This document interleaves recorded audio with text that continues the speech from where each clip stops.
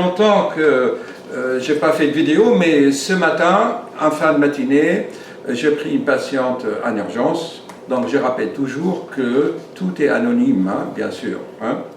Seulement, c'est les patients qui m'inspirent des idées. Donc, je viens d'écouter une jeune patiente de 37 ans. Son problème majeur, c'est la fatigue, n'est-ce pas? Oui, c'est la fatigue intense. Fatigue intense, et surtout, après manger, pendant 2 heures, pof, elle a envie de dormir. Oui. D'accord? Et quoi encore comme symptôme? Une très baisse tension, j'ai des vertiges. Ah, alors, elle dit qu'elle a des vertiges, baisse de tension. Et quoi encore? Et quoi encore? J'ai tout le temps froid. Elle a tout le temps froid. Et quoi encore? Je dors beaucoup. Elle dort beaucoup. Mais je suis toujours fatiguée. Et malgré tout ça, elle est toujours fatiguée. Donc, qu'est-ce qu'elle fait? Elle va voir les médecins, elle va voir des nutritionnistes, elle croit que c'est le régime alimentaire, que c'est l'alimentation, il faut, les médecins lui donnent des médicaments comme Eptamil, enfin, il faut lui donner de l'adrénaline pour monter la tension. L'Eptamil, c'est de l'adrénaline.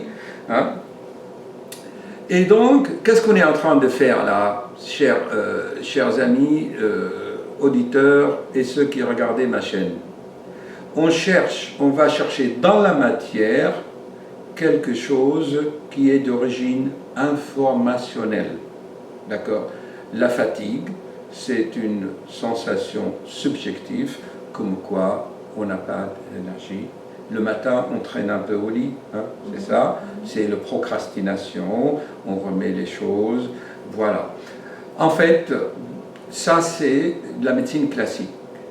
Mais pour la nouvelle médecine, c'est la fatigue, c'est manque d'énergie. Vous n'avez pas l'énergie. Voilà.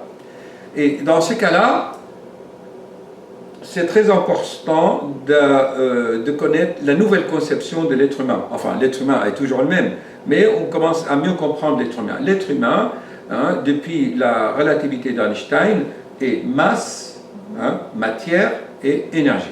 Et entre les deux, il y a la vitesse de la lumière. D'accord? Voilà. La fatigue, c'est de donner de l'énergie. Mais vous essayez de traiter le manque d'énergie par la masse, par la matière. Or, l'être humain a oublié une cause majeure, c'est que ses pensées, la pensée, est énergie.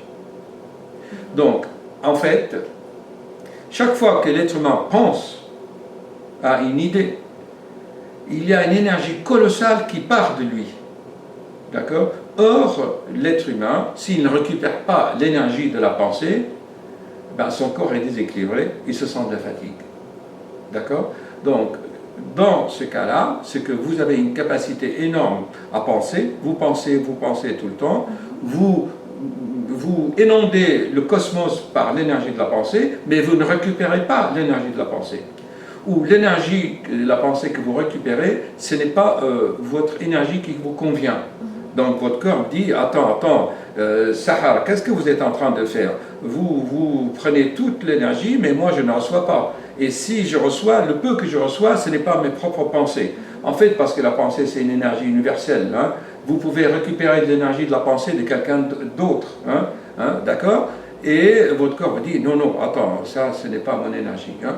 Donc, la fatigue, hein, c'est un signal du corps ressenti par le patient qui vous transmet une information, vous dit, attention, j'ai une perte d'énergie. Voilà. Mais les patients, qu'est-ce qu'ils font? Ben, ils vont chercher les chiffres, comme j'ai toujours dit dans mes vidéos. Ah, j'ai mon tension est à 7, mon tension est à 9. Oui, mais attention, ne confondez pas la cause et la conséquence. Beaucoup de patients mélangent la cause et la conséquence. L'hypotension, la fatigue et le reste des symptômes, c'est la conséquence d'une cause. Et cette cause, on appelle ça en médecine énergétique chinoise le yang, c'est de l'énergie, c'est le qi, le qi ou le qi. Hein? C'est pour ça, chez cette patiente, la première chose que je conseille, c'est de pratiquer le Qigong, et de préférence le Qigong dansant. Voici, chers amis, un cas intéressant, inspiré par une patiente qui reste anonyme, bien sûr. Le prénom, c'est anonyme. Oui, pas de souci.